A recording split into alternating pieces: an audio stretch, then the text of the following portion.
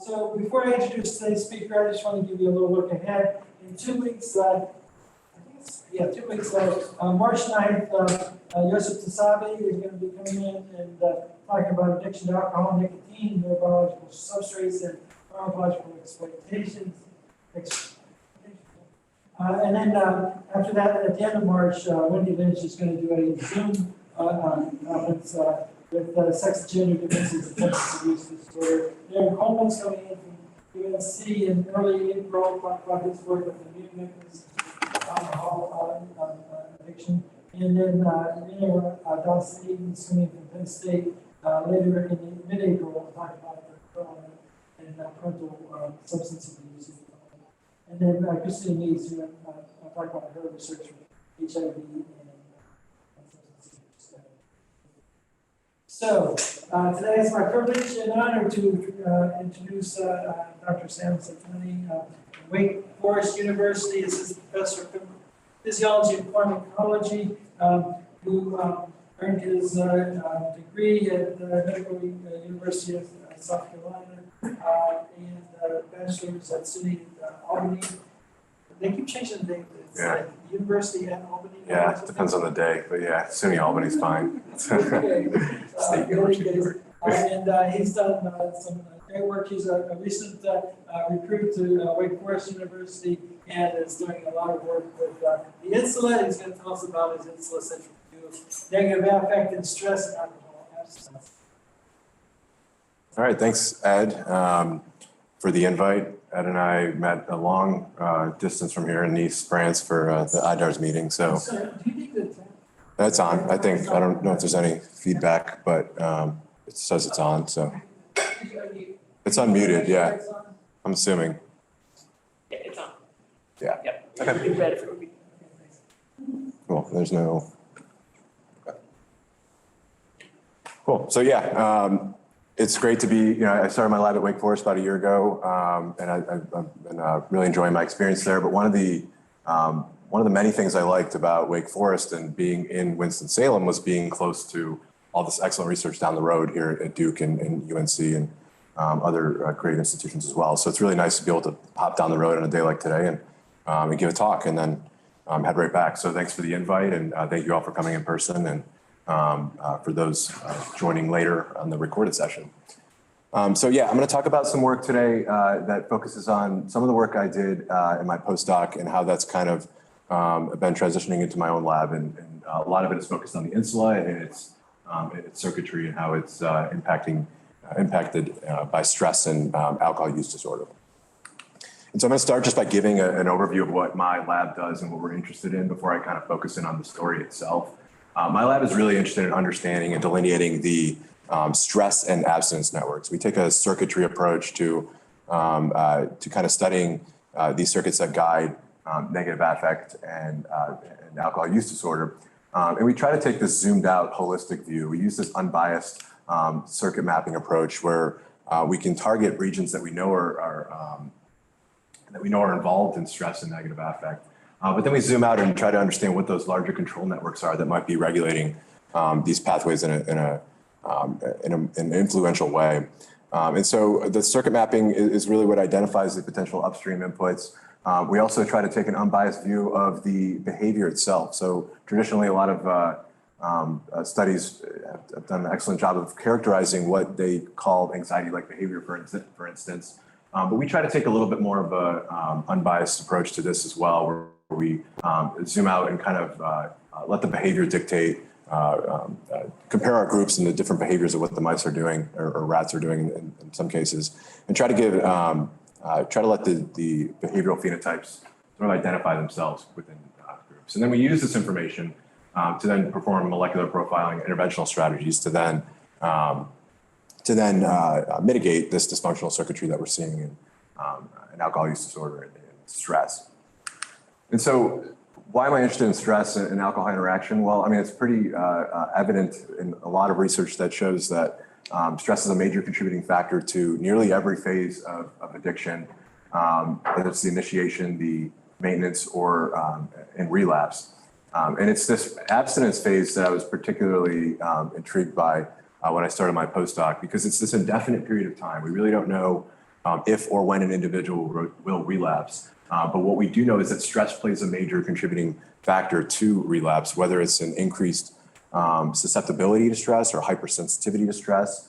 But there's a lot of factors that stress can influence to drive relapse in many instances. And so I mentioned that there's, in the previous slide, that there is heavy literature that suggests that there are amygdala and amygdala regions that are driving this negative affect-like state that occurs in alcohol use disorder. And I was really interested in understanding what the larger circuitry is, zooming out. What is the larger circuitry that's controlling these brain regions that are driving negative affect in that it's induced by stress or alcohol use disorder? And how are these driving the propensity to relapse in alcohol abstinence? And so to get at this question, we use a mouse model of continuous access to bottle choice ethanol drinking. There's a lot of models a lot of alcohol models out there. We chose this one. Everyone has their favorite and the disadvantages and advantages to each one. But this is a continuous access model because we really wanted to model the voluntary consumption of alcohol, not necessarily get these high binge-like, not these binge-like levels of alcohol intake, but really what happens when we give them alcohol for a continuous period of time, and then we remove that alcohol, and they enter this forced abstinence period where alcohol is no longer readily available. And using this model, this is metadata from many studies that I did over the years with this model. And we can see that the mice establish a preference for alcohol over water, and that they are consuming a significant amount of alcohol, on average 20 grams per kilogram per day of ethanol, which is significant, but again, it's over the course of 24 hours. So we don't necessarily have actual blood ethanol levels using this model, but these levels were encouraging.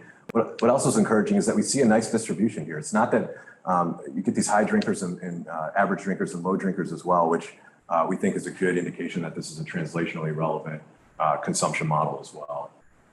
And so when we enter this forced abstinence period, so when we remove the alcohol after 6 weeks of drinking, we can measure their affective state.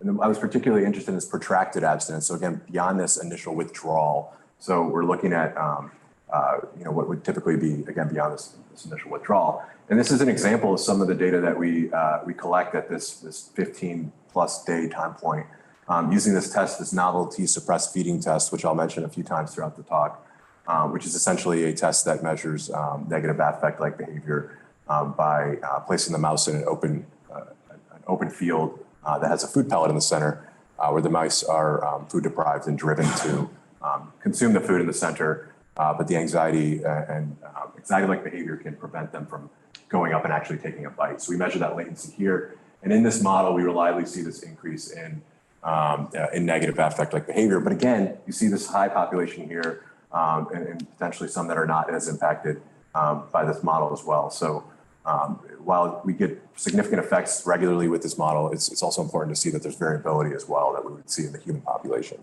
Does it correlate with how much they've been drinking? Yeah, no, it doesn't. That was what we were really hoping it would. But in this model, in this behavioral paradigm, it doesn't. Slightly maybe, but even with all these studies we've done, we haven't seen a strong correlation.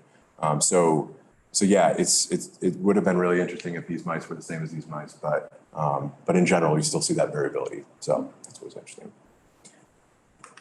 So I'm going to break the talk down into 3 parts today. In the first 2 parts, I'm going to talk about work that I did in my postdoc in Danny Winder's lab at Vanderbilt. And in the third part, I'm going to talk about what we're now doing in our lab that I mentioned that I started about a year ago at Wake Forest. And it's all related on this stress and alcohol use disorder interaction. So starting off with the first part, I'm going to talk about the BNST and how it plays a role in alcohol abstinence, as I mentioned with that model in the previous slide. The BNST is a brain region that I was really interested in studying. It's the reason I joined, did my postdoc in Danny Winder's lab. He was doing a lot of work in this area. And this brain region was just really fascinating in the context of alcohol use disorder because of its known roles in sustained fear, generalized anxiety, post-traumatic stress disorder, et cetera. But I was also really intrigued by the translational value of studying the BNST in preclinical models. Not only is it structurally similar, as you can see here in the mouse versus the human BNST here, but it's functionally similar to something that is evolutionarily conserved. So it makes for a good model, a model brain region to study a negative affect in our alcohol models. And so in the first studies that I conducted in Danny's lab, we were looking at the BNST circuitry and how it might potentially be playing a role in protracted abstinence. So again, we're looking 15 days into abstinence, and we're measuring whether there are sustained changes in activity in the BNST. And so we performed several different studies that I'll sort of highlight here. One of which was really interesting and got me really excited was this increasing glutamatergic drive by using whole cell electrophysiology to patch onto these BNST neurons. We observed this increase in spontaneous EPSC frequency and I won't talk too much about the endocannabinoid side of things just to keep things somewhat tight, but we found that the endocannabinoid system could be a pharmacological target that could reverse some of these increases in glutamate activity that we were seeing in the BNST. We also saw changes in general FOS activity, which is a genetic proxy for neural activity. And so we saw increase in CFOS overall, and then as well as in the specific CRF, corticotropin releasing factor, positive neurons in the BNST as well, which are thought to be the stress responsive cells in the BNST and in the HPA axis. And then we're also able to show that you could chemogenetically activate these BNST neurons to essentially create this abstinence phenotype in naive mice. And all of this translated to the strong behavioral effects that I showed you as an example in the slide a couple slides ago, where we're not only with the novelty suppressed feeding test, but other known tests that are good for measuring anxiety-like behavior, like the forced swim test and the elevated plus maze, all collectively and reliably in several different studies we showed that this model can reliably induce negative affect, and that the BNST is a player in this area.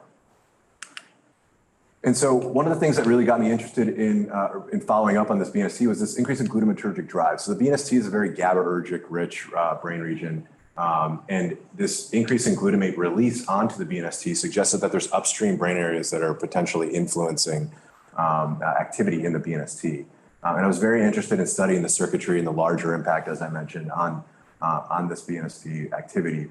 And so to get at this, I took advantage of a collaborator of ours when I was at Vanderbilt. Rich Simmerly was working on this light sheet microscopy.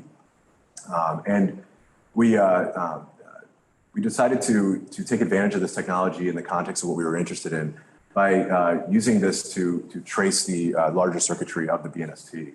So just a little primer on the light sheet technology. This is allows us to do whole brain imaging of the intact mouse brain. So we can delipidate, immunolabel, clear, and then do light sheet imaging, which essentially allows us the range to be able to scan through an entire mouse brain. And then we can do single cell resolution analysis on these brains to determine where cells are located in the mouse brain. And so one of the first studies that I did, we did with this technology was to map the upstream inputs into the BNST. Fairly simple design, but something that has been done in the past. There's plenty of anatomical tracing studies that show inputs into the BNST. But what this allowed us to do is recapitulate decades of data in a fraction of the time. And we could visualize it in 3D. I'm not a neuroanatomist, so I like to really see in these images where these projections are. And when we reconstruct these 3D images, you can see the known inputs like the amygdala coming through the stria to the bed nucleus, the stria terminalis in this point, in this image here. But we can also identify other brain regions that are not as dense, but certainly could be interesting in the context of what we were interested in. And one of those was the insular cortex that popped up. It wasn't the densest projection, but it was certainly the most intriguing. And we were able to, when we looked up the insula and its role as a brain region, we were intrigued by the possibility that this brain region might be driving it's involved in the interoception, emotional regulation, and behavioral control. So we thought that it might be influencing the BNST through this by essentially saying, hey, do you remember that drug if you're in this negative affect-like state in abstinence, what's one way that we can alleviate these negative feelings? And that would be to relapse and to take the drug of abuse that we once took. So we thought it might be having a strong influence on the BNST to kind of regulate this negative affect-like state in abstinence. The other interesting, really exciting part about this was being able to collaborate with Jenny Blackford's lab at Vanderbilt at the time, where she was doing human imaging in the BNST. And we were able to collaborate to essentially ask them if the insular BNST is a relevant pathway in humans as well. And just to summarize, some of their earlier data showing that yes, in fact, there's a strong insular BNST projection. So it's structurally connected in humans, and even more so in females than males, which was also another interesting finding of this study.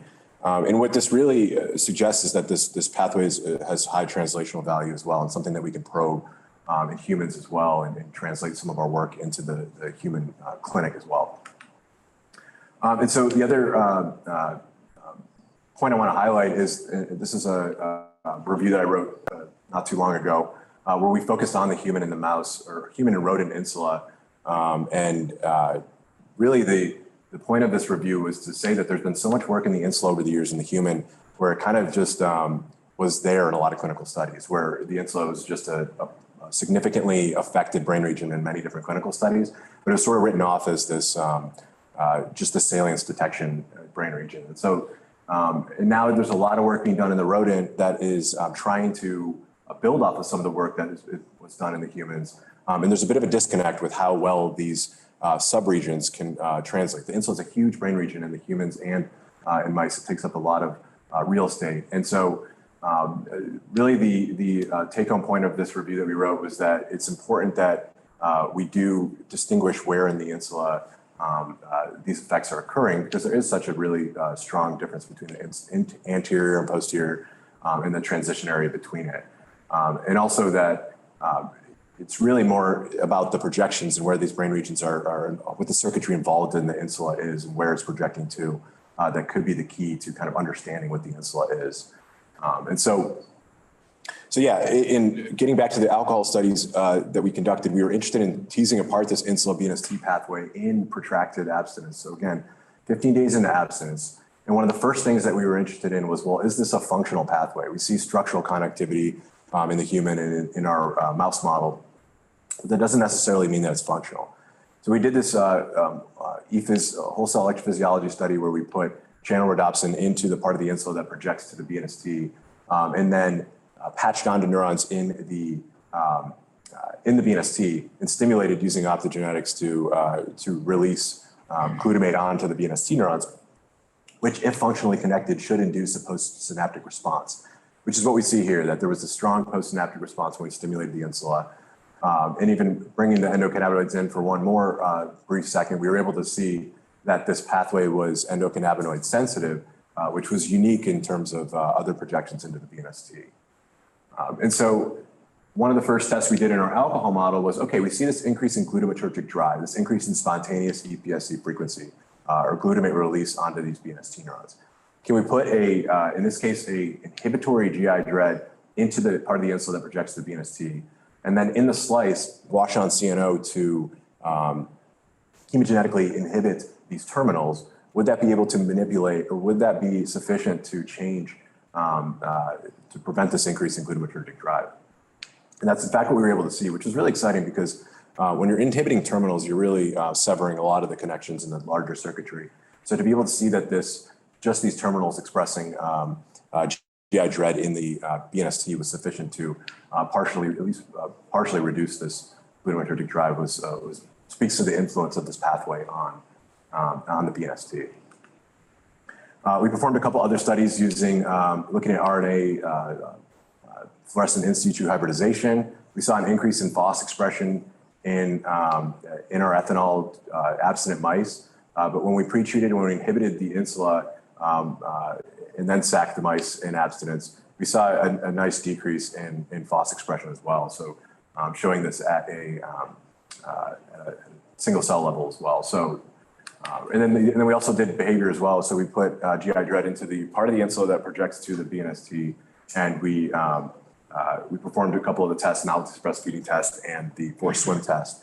And when we inhibited the insula using this GI dread approach in abstinence, 15 days in abstinence, we were able to show that there's this reduction in time it took them to bite the food on the novelty suppressed feeding test, as well as this immobility time on the forced swim test.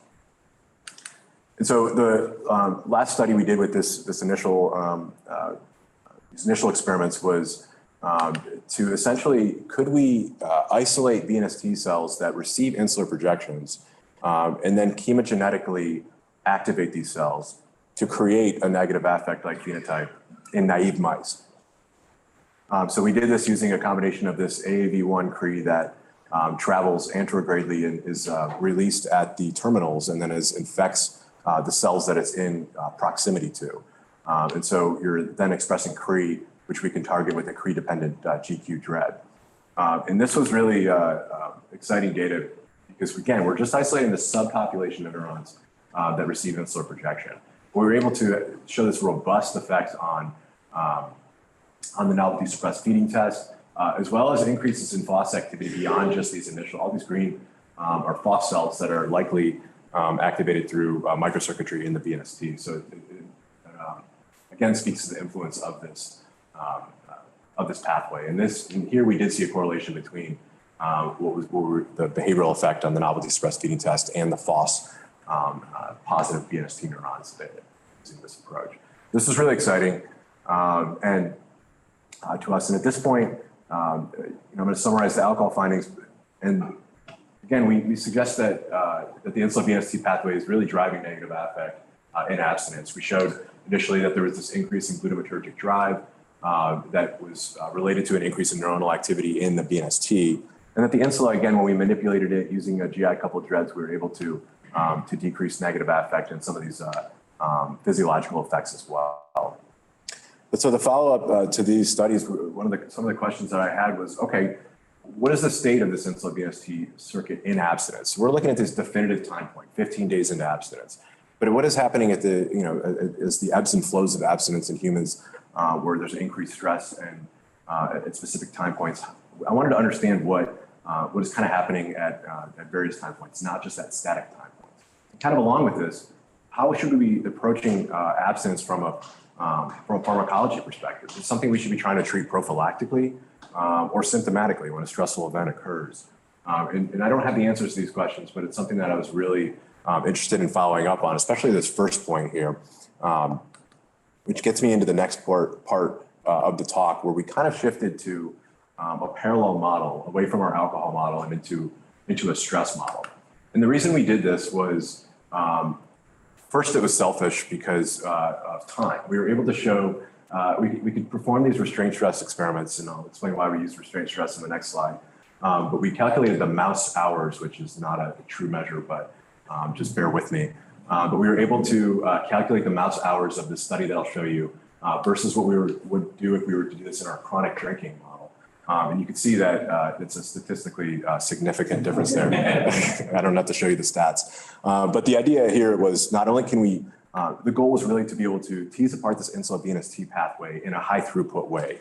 But secondly, I was really interested in trying to understand what is happening in this insulin BNST pathway at an acute stress level. What's happening during the stressor to kind of isolate a specific component of abstinence. Abstinence is this kind of constant period of stress that individuals are experiencing, increases and decreases in stress.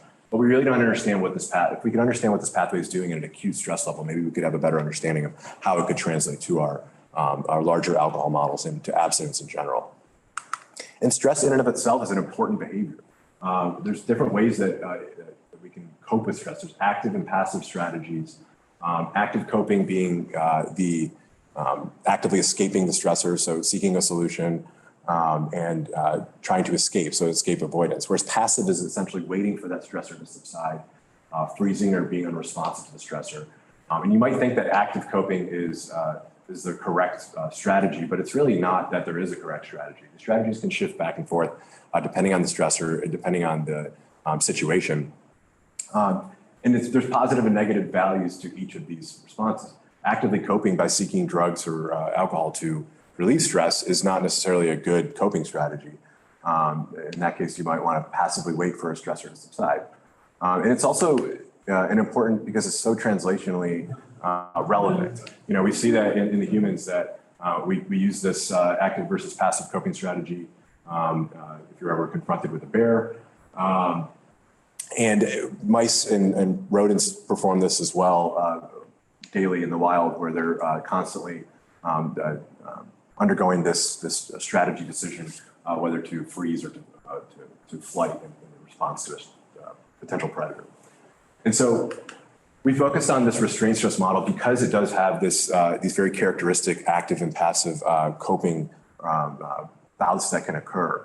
And there's some historical work from Sachin Patel, who was a collaborator on a lot of our work at Vanderbilt. And he showed in 2005 that you could quantify these struggle behaviors, these active coping behaviors that occur during restraint stress, and that they're responsive to a CB1 receptor antagonist, which should increase anxiety-like behavior. And so essentially what this study is showing is that when you administer this, these mice are, that there is a correlation between anxiety-like behavior and these struggling behaviors. Moreover, we know that repeated exposure to many homotypic stressors causes desensitization to that stressor. And this was reflected in this as well, that the CB1 receptor antagonist no longer had as large of an effect on this struggling behavior as it did initially. There was also a great study from Nicola Grissom's in 2008, where she teased apart these struggling bouts between light mobility and strong mobility, and found that these strong thrashing events were actually more reflective of the desensitization that occurs after repeated exposure to restraint stress. So this is what we decided to focus on, given that it has this strong correlation with anxiety-like behavior. And then the BNST as well has been heavily implicated in restraint stress. There's this sort of hand-wavy study that from 1991 that tried to tie together the BNST with restraint stress. Essentially, they compared locomotor activity after BNST stimulation and then locomotor activity after restraint stress. And their, again, conclusion was that they produced similar changes in locomotor activity, suggesting there might be some relationship between BNST activity and restraint stress. And then a study from Danny Winder's lab when I was there had a really nice approach and looked at FOS activity at several different time points after the restraint stress, and saw that there's a strong persistent increase in FOS positive BNST neurons after this after restraint stress. So it's clear that the restraint stress is engaging this circuitry. And so my question was simple: is the insulin BNST pathway recruited during a stressor? So everything that had been done in the past, including the study I just mentioned, is looking at static time points after the stressor. So I was really interested in, again, trying to understand what's happening during the stressor and potentially in the insulin BNST specifically as a potential way of understanding how how this pathway might be then producing these lasting changes that can occur because of the stressor. And so to start by getting at this question, we used a combination of fiber photometry with GCamp and other fluorescent sensors in combination with restraint stress. And Kelly Williford right here in the audience was great at helping develop this way that allowed us to attach a fiber during restraint stress so we could record activity in the brain during this behavior. And it's a really great design that we actually have in the supplements of this paper if anyone's interested in checking it out. And in our hands, we think it's actually an even better design than the traditional conical tube because you can really maximize the restraint that can occur. So there's not as much movement as in the conical tube. And so we were really interested in looking at BNST activity during this restraint stress. So what we did was, again, record GCamp, and then we were able to we recorded these restraint stresses, and we could run this through a machine learning algorithm, deep lab cut, that allowed us to very accurately measure when these mice were moving. And then we could distinguish when they're engaging in this full body struggle that occurs, which we think is which was the target of this behavior that we were really interested in. And then we could correlate this behavior to the signaling that's occurring in the BNST. And so we were excited to see that whenever we time locked this G-camp activity in the BNST with these full body movements, and I'll use these interchangeably just for, I say coping early on, but we're not really taking any peripheral measures of what if the mouse is actually coping to the stress. So we're, sometimes I like to tone it back and just say that we're looking at these full body movements or these struggle bouts that occur. But regardless, we get this really nice increase in G-camp activity that occurs right at the onset of these full body movements. And more so because of what I showed you earlier in the talk with the increase in glutamatergic drive onto the BNST, I took advantage of this novel glutamate sensor called Glue Sniffer that aptly named. And this allowed us to measure glutamate release in vivo onto the BNST neurons. In a similar, we were able to use fiber photometry, so we're doing similar recordings. And you can see, based on the scale bar and the size here, that there was even tighter correlation with the glutamate signal specifically, which suggests that it's potentially being, that there's larger circuitry involved, which then, of course, brought us up into the insula. So we performed the same studies up in the insula. In this case, we added a third sensor, not as fun to say, but just GABA sniffer. But this measures GABA release onto the insular neurons in this case. But when we look at G-camp, we saw a very similar profile to what we saw in the BNST. Nice, robust increase that occurs right at the onset of these struggle bouts. Similarly, with the glue sniffer, a nice large increase that occurred in response to these struggle bouts. But what was really interesting was this decrease we saw in GABA signaling. So in response to the struggle bouts. So what this collectively suggests is that you're decreasing GABA signal while increasing glutamate release and calcium transients as well. And we think that this is definitely a formula for increased insular output that might be driving BNST activity. And so the other interesting point that was brought up by reviewers when we submitted this paper was how do you know it's not just a movement response, that these mice aren't just moving, and which is inducing a response in the insula. And so one of the studies that we performed to kind of address this was putting the mice on a running wheel, an outward-facing running wheel that allowed us to record activity while they're on the running wheel.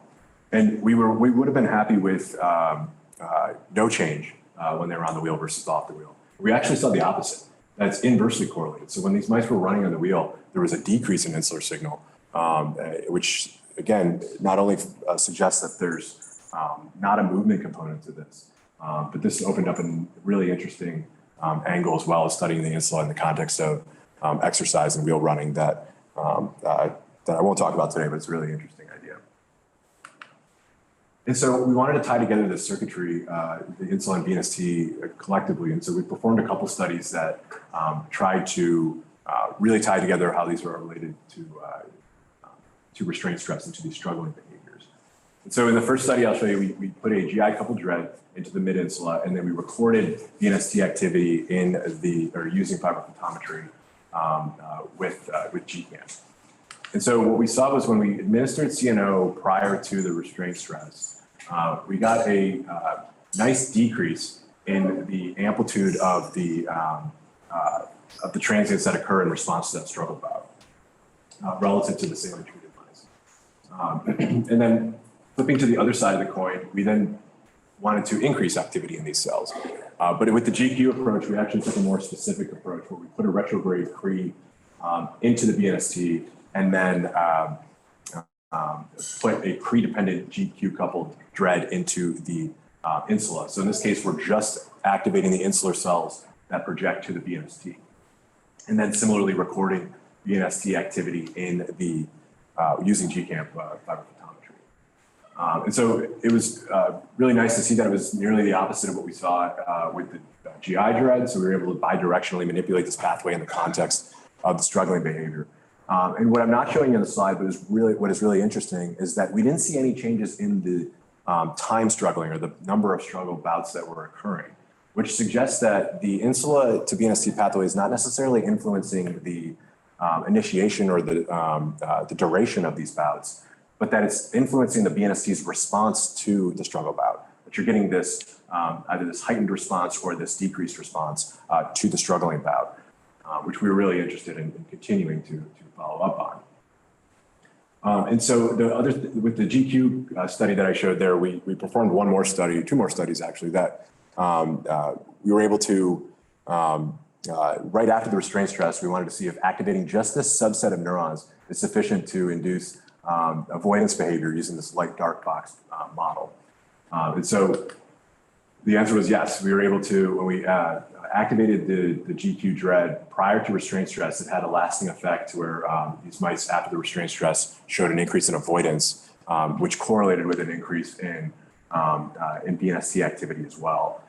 So this was, this suggests that again, just a subset of cells is influencing behavior after the stressor as well. And the last thing we do to really maximize the potential of these mice is we performed a study that what we call a circuit and a slice. So we took slices from the mice that I just showed you in the previous slide, put them onto our EFIS rig, but recorded the whole field of the GCAMP expressing cells in the BNST. So and to do this, this really allows us to not only get individual cell information, but it also gets us kind of confirms what we were seeing in the behaviorally. So what we did was we took slices, we're imaging GCAMP positive cells in the BNST, and then we're going to wash on CNO to then see if we could actually activate these BNST neurons ex vivo in a slice. And hopefully you can see that when we wash on the CNO, you do in fact get a pretty large increase. Again, we didn't really need to do the stats, but we can run CNMFE analysis similar to what you'd see on 2-photon and endoscopy type recordings, but we see a significant increase. And so this might seem fairly obvious, but what was exciting is that we're activating just these terminals on the subset of insular cells that projected the BNST, and we had that large response in overall BNST activity. So again, it really spoke to the influence of the insula on BNST activity as a whole. But we weren't really satisfied with just this single insular to BNST pathway. One of the things I'm really excited about is kind of building out the larger circuitry and not just looking at these A to B synapses, but looking upstream potentially. So to understand what's potentially controlling this insular BNST pathway, we performed a study using this trio-based approach, which essentially gets us one synapse higher than the insular BNST. So we're looking at projections onto insular cells that project to the BNST. And using this approach, we can combine this with light sheet microscopy to then map all of the cells in the brain that project onto the insular cells that project to the BNST. So it's a really powerful tool for understanding the larger control networks of the circuits of interest. And so you can see that there's not a broad expression throughout the brain, a lot of cortical expression, and we quantify this in the next slide. So we saw a lot of different inputs that are potentially regulating this pathway. But one that really stuck out as being interesting in the case of the restraint stress was the somatomotor area. While it wasn't the densest projection, we thought because we were seeing this motor effect, this sort of choice to engage in the struggling behavior, that maybe there was some somatomotor input as well. The other thing we were really interested in when we saw the somatomotor cortex pop up in this analysis was this idea of efference copy. So this is a model that is really popular in the sensory research areas. And it's essentially this internal copy of an outflowing movement producing pathway. And so this is why you can't tickle yourself. This is why you can't hear yourself speak. And it essentially allows the brain to predict the effect of an action. And so we thought maybe we are observing a potential efference copy pathway in our insular BNST model, where the motor cortex could potentially be producing this feed forward signaling to the insular BNST pathway.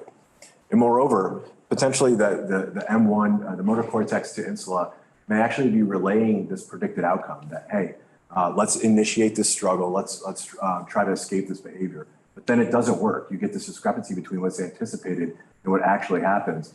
And that this failed escape is actually maintaining this negative affective state that's being regulated by the insular BNST. And so we performed, we wanted to test this idea, but first we wanted to really ensure that this motor cortex to insula is a structurally connected pathway. And so we performed a test where we, instead of the trio, we essentially just put a retrograde Cree into the BNST and then a anterograde Cree into the motor cortex to see if there's convergence in the insula. And let's skip ahead.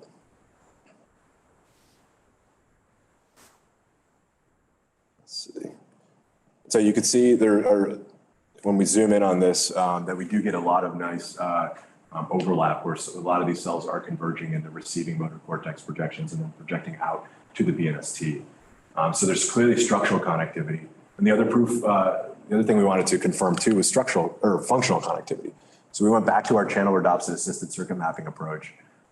In this case, we targeted specifically the insular cells that project to the BNST and then put that channel rhodopsin into the primary motor cortex.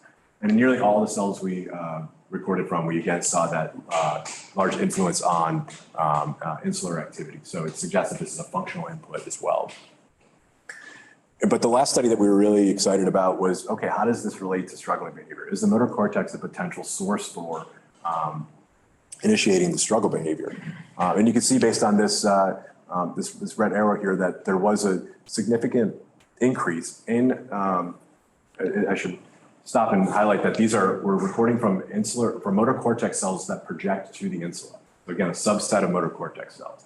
And we're seeing this, this increase in activity that occurs prior to any motor activity. So it's the initiation of the struggle bout. So we think that this is what fits our efference copy idea, that the motor cortex is essentially initiating the struggle response via the insular cortex to BNST pathway. And we obviously, you see this big bump that happens after the struggle. These are motor neurons, so we think that this is really just a motor pathway as well. So that's where that would come in. But we're really excited to kind of connect the dots between the motor cortex, the insula, and the BNST.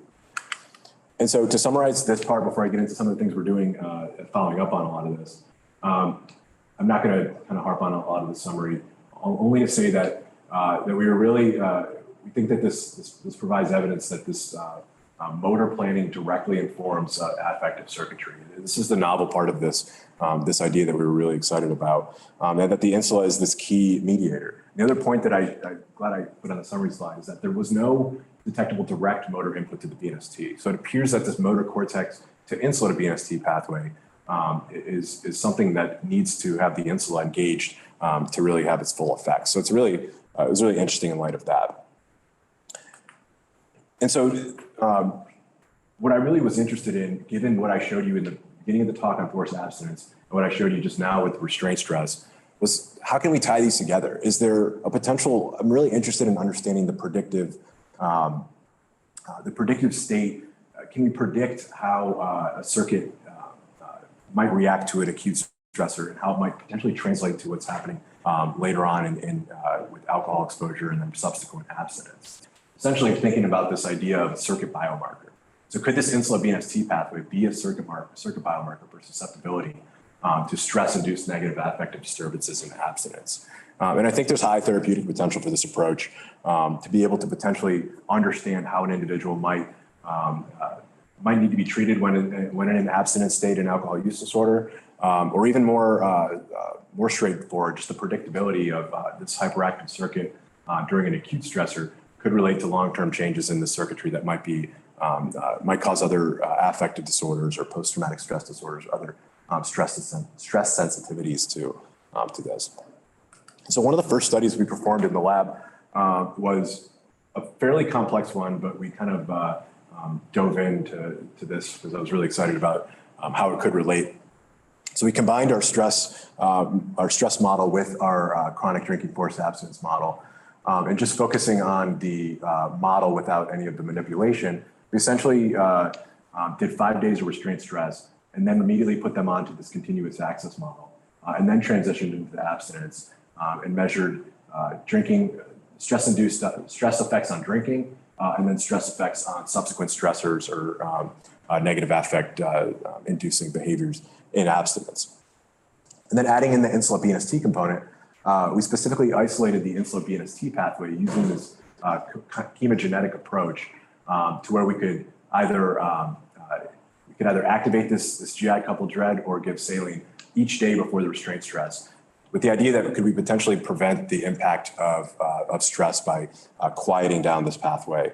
And we switched to compound 21, another agonist for dreads for this study. So not to confuse. So So we did this first in female mice, and what we found was, it was sort of an open-ended hypothesis. There are some studies in male mice that show that restraint stress really doesn't have a strong influence on drinking, but we didn't. There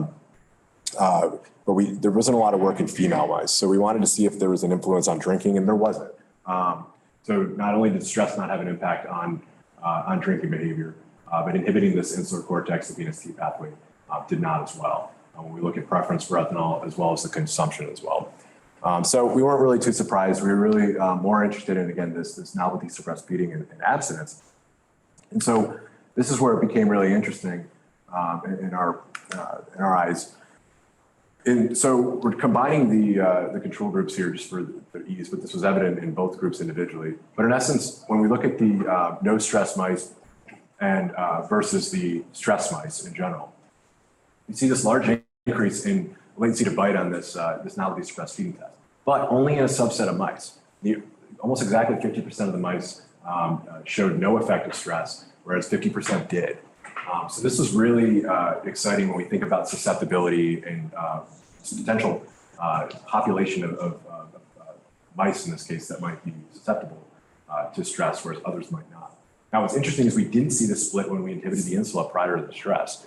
So it might not be that the insula is influencing drinking behavior. Insula to venous T pathway is not necessarily influencing drinking behavior per se, but it might be having an effect on subsequent stress exposure that in this case is induced by the alcohol model. And so one of the, I'll talk about follow-up studies in a second, but one of the questions we had at the end of this is, okay, what about males? Again, all the work I showed you was in females, and that's because these male mice don't traditionally drink to the level of the female mice, and they don't show a high negative affect phenotype in abstinence. And other reasons as well that we were focused on females. But in this case, we wanted to look at both sexes to see if there was any differential influence of this pathway. And what was really interesting is there was this in the male mice, when we inhibited the insula VNS-T pathway prior to each stress and then put them on drinking, we did see effects on ethanol drinking. So we saw a significant, when we inhibited the insula VNS-T pathway, we saw a decrease in preference for ethanol, as well as a decrease in consumption as well. So clearly in this case, it's very different than what we were seeing in the female mice. Now, the biggest missing piece from this, which again, we ran the females and then the males, and we're really expecting this effect, is that there wasn't a stress effect. It was that when we inhibited this pathway, it decreased the consumption. So what we need here is this no stress, just inhibiting the insula VNS-T pathway on drinking behavior prior to drinking and see if that has an effect. But either way, it's clear that the insula VNS-T pathway is influencing drinking behavior to some effect in this case. And there wasn't an effect on this abstinence phenotype. So again, it's the opposite of what we were seeing in the females. We don't get the split like we were getting, maybe a few, which we'll continue to monitor, but in essence, it seems like it's a very different effect than what we were seeing in the females. And so we're excited about following up on this. Any chance you cycle the female? We did not. So yeah, that's one thing that we probably need to do, especially when we're looking at these acute time points. Now, what the key to this was that they were stressed 5 days in a row. So we're presumably hitting each phase of the cycle Or they might not cycle. Or they might not cycle. That's a great point. So yes, there's still some controls. We're still cycling the ones who normal. Yeah, no, I mean, and the biggest thing that we need to start doing is taking time points at the, during the SFT. We need to see what cycle they're in during the novelty suppressed feeding test as well. So yeah, it's, our biggest thing is that they are being exposed to alcohol throughout the entire, for 6 weeks continuous. So if they're not cycling, that's a very interesting point. But Probably, yeah. It depends on what they're drinking. Sure. They're not drinking that much. no, they're drinking. I mean, yeah. I'm not drinking high BAC. Right. Yes, but they are getting exposed to alcohol during all the. Yeah. That's what. No. Point taken for sure. So we definitely need to do a few more studies to kind of isolate these sex differences, especially now that we're seeing this male effect as well. But so we kind of have two not competing hypotheses, but two separate hypotheses when we think about the males and females. One is that we really are excited about, again, this female effect because we think that we would potentially, could we predict based on the stress response if the female mice will be more susceptible or resilient to negative affect. So one of the biggest things that we haven't done quite yet and that we're working on right now is analyzing the stress behavior that occurs. We recorded video from each of the 5 days of stress. So we have 5 hours of stress data from each mouse. And we can go in and correlate the struggling behavior that occurred during those stressors or during the stress period to determine if it might be influencing their stress response in abstinence. And with the male mice, does modulation of this pathway regulate male ethanol drinking independent of stress? So again, I kind of alluded to that, that maybe stress isn't as much of a factor, but clearly the insulin BNST pathway can influence drinking behavior independently. And so we're following up on this with a couple of different approaches as well. One that I'm really excited about that we've just started to work on is looking at the unique molecular genetic signatures. We're starting to sequence the insular cortex cells that projected BNST and to determine the impacts of stress on specific genetic phenotypes. Can we identify a signature within these cells that makes them unique and distinguishes them from other cells in the insula that might not be influencing stress? And then the other area that we're really excited about is kind of building on the circuitry beyond the insula, moving upstream to look at areas that might be providing sensory input to the insula that could be influencing controlling the insula, similar to what we were seeing with the motor cortex. And how are these sensory areas influencing stress, alcohol drinking, and then the emotional state? So yeah, we're really excited about continuing this work. And with that, I'd like to thank everyone in my lab right now. We're growing and we're really excited about some of the things we're doing. So if you or anyone are interested in joining the lab, feel free to reach out to me on any of these channels. And then of course the Winder Lab, where a lot of the postdoc work that I showed was conducted. It was a really wonderful experience as a postdoc to be in this lab. And Danny, my mentor, and then Joe Luchinger, who was a really my companion on a lot of the stress studies. We worked hand in hand on a lot of that. And then collaborators on a lot of the light sheet stuff that I showed you with Rich Simmerly and his lab as well. And then funding from the NIAAA and the Brain and Behavior Research Foundation as well. And thank you all for coming, and happy to take questions. Thank you. That was good, of course. Some of those anatomic projections. Yeah, no, it's, yeah. So we have some time for questions. Jed? Yeah, thanks. That was a wonderful talk. Thank you. And just one specific question: when you were listing all the brain regions showing connectivity to the insula BNST connection itself, I mean, the amygdala was among the many connections. So, but you went for the interesting, pursued that interesting motor cortical region. But I just wonder if you have interest in the amygdala, which of course is connected to. Yeah, yeah. I guess there's certainly an interest, but it was almost the least surprising connection because of the strong bidirectional influence of the insula or of the BNST on the central amygdala and vice versa. And so yeah, we're and the other interesting tidbit about the insular projection is that it does bifurcate and projects to both the BNST and the central amygdala in some of these cells. So there's actually potentially an even more intriguing circuit that's occurring between those three brain regions. So yeah, it's something that is on our radar. We're, especially when we're thinking about comparisons between the two, how, one might differentially influence it versus the other. So yeah, it's there for sure. We're interested. Yeah. Great talk. So one of the things that I'm really interested in when it comes to abstinence state and stress is the propensity to relapse when you introduce stress. And so I'm curious if this insular to BNST circuit, I forget if you activated it or inhibited it to get the anxiolytic effect, but do you think if you drive it in whatever direction to kind of drive the negative affect signal that you can get a problem? Yeah, so the actual reinstatement is something that we're really interested in too, and we're starting to actually do some stuff with the, we don't, it's a little bit tougher in mice than it would be in other, rats with operant work, so we're kind of staying away from that for right now, but we are using limited access models and things that may induce binge drinking a little more to where we can measure this in a more quantitative way.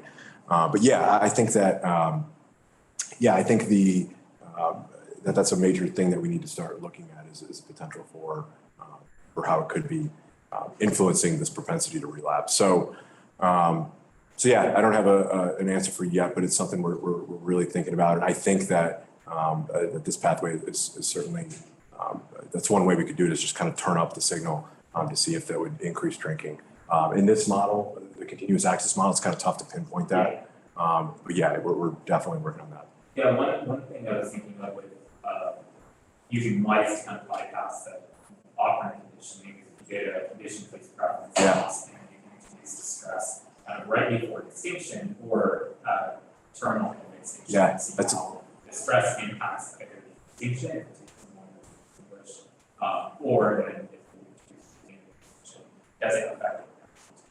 Yeah, no, that's a great idea. I like that idea a lot. I haven't really, I haven't thought much about using condition-based preference, but that's a great point. Yeah, I'm gonna certainly take that. Thanks. I want to kind of move back to where you started talking. I think you were hinting around this, the notion of inter-individual variability in the response. Do you have hypotheses or what do you think might be parallel in terms of the behaviors that have that inter-individual variability? What electrophysiological responses should they be correlated? Yeah, so you're getting at, kind of what the question was about, not having the correlation between the behavior and the drinking. Yes. Yeah, no, and that's something that we keep trying to wrap our heads around. I talked to Danny quite a bit about it still, and how we can kind of, we think there's something there that has to correlate between drinking and affective behavioral state. And again, I think that's one of the weaknesses of the model with this continuous access is that there's so much fluctuation in the drinking. We can't pinpoint exactly, some of these mice could be binge drinking and we wouldn't really catch that. Yeah, and there's been, we know that they're going to drink more in the dark cycle. We can probably pinpoint that it's within a few hours of the dark cycle. But then, so again, that's kind of why we said, okay, why don't we just do drinking in the dark then and actually get a more solidified time point. Well, it might be simpler to go to your restraint stress and find a measurement there. Yes. That's less of a all over the place, long-term kind of a. Right, yeah. Yeah, and that's the other thing. I don't know if this is answering your question or just answering my own thoughts, but I will. But you bring up something that I wanted to say, which is that we're also looking at different stressors too. There's something specific about the restraint stress itself. And so we're doing some acoustic startle and air puff and trying to move into parallel stressors that might potentially influence this pathway differentially. So yeah, it's sometimes overwhelming to think about all the different combinations and different ways we can look at this. But I like to calm myself down by saying it's job security and there's plenty of so yeah. That idea of the more discrete stress. Yeah, absolutely. Well, maybe true. Yeah, right. Do you ever measure quartz? That's another difference between the males and the females. It could be really big. Yeah, it could. There's There's studies I think they did it in females too, but there's definitely a lot of male studies with restraint stress where they measure cord after the fact. Right, and you know the girls like. Yeah, and the girls, that's right, yes. Right. By the fifth restraint stressor, they're really not having the core response anymore to stress. So have you tried any other links of restraint stress? No, part of the reason we kind of stuck with the 1 hour is just for the data effect that we're recording activity during this entire time. And so we kind of wanted to focus more on the activity during the stressor, more so than the impact of the stress itself. Now, in the context of what I just showed you in the last slides with its influence on drinking, that's where it could really come into play with a potential longer stressor. It's possible that one restraint stress rather than 5, we might actually see more influence on behavior like drinking because they kind of habituate to it by the fifth. Yeah. And so it could actually be, they're kind of used to it by then. And Oh. they're like, whatever. I like that. Yeah. Our idea was kind of just to more stress is better stress, right? Yeah, And show- You might also have individual differences. Right.